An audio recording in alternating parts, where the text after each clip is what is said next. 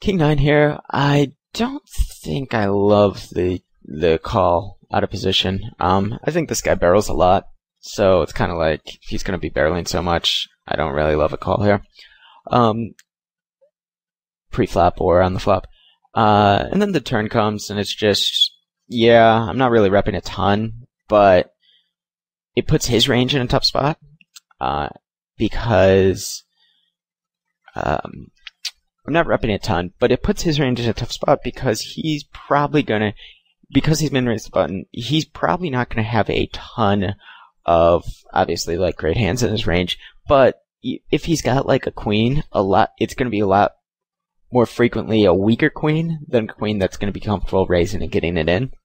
Because by my lead there, I'm representing basically a queen or some sort of draw that feels like they need to lead there, which is kind of what I had. I guess you could call it a draw. It's much more of like a float out of position.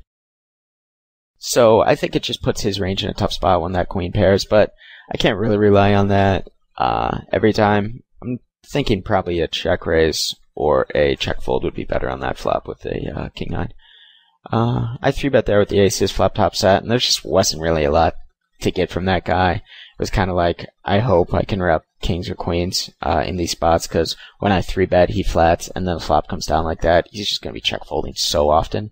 Or I hope that he's got like pocket 9s, and then the 9 comes, which is definitely wishful thinking, but it's not like he's going to be check calling with a lot of those hands anyway. I think another option would be to bet really, really small on the flop, rather than checking, and maybe you'll do something.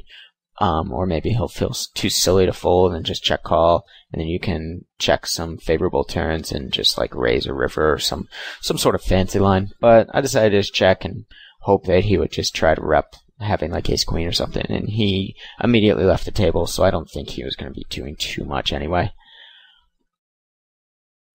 And with ace king here, I decided to flat, I believe. Thinking. So once it gets to 6-handed, his 3-betting is a little more reasonable, and it was a much bigger 3-bet there than had been previously on some other tables. It was like 42 or 44, which granted I'm raising from middle position, so my range should be stronger, and thus his 3-betting range should be stronger, but it's just something to take note of. I decided to flat there. I think it's okay.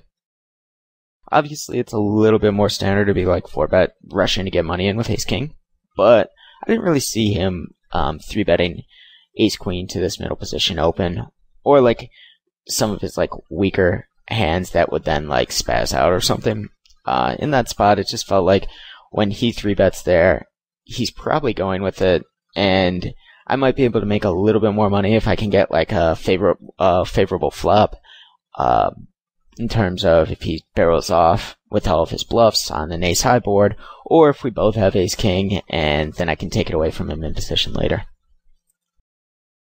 That's something I've always toyed around with, which is when I think their range is very like standard heavy, where it's like jacks plus, I guess you would say, in that spot, maybe just queens plus, and then ace-king, of flatting with ace-king, and basically saying, well, against queens, jacks, etc., it's going to be pretty much the same result if I flat it and then like shove some odd flops or call down in some odd areas. But against his ace-king, I can actually win the pot some of the time when he's betting once and then giving up. But the problem is that you can also lose the pot, so you have to be fairly confident in your reads post-flop to favor that over the standard like 4-bet, etc. This guy in the top left, he was just like 3-betting a lot before the video was on, where it was just like, oh, I raised in the cutoff, it means he should probably 3-bet the button. So he was just doing that constantly, so I just started 4-betting him every time.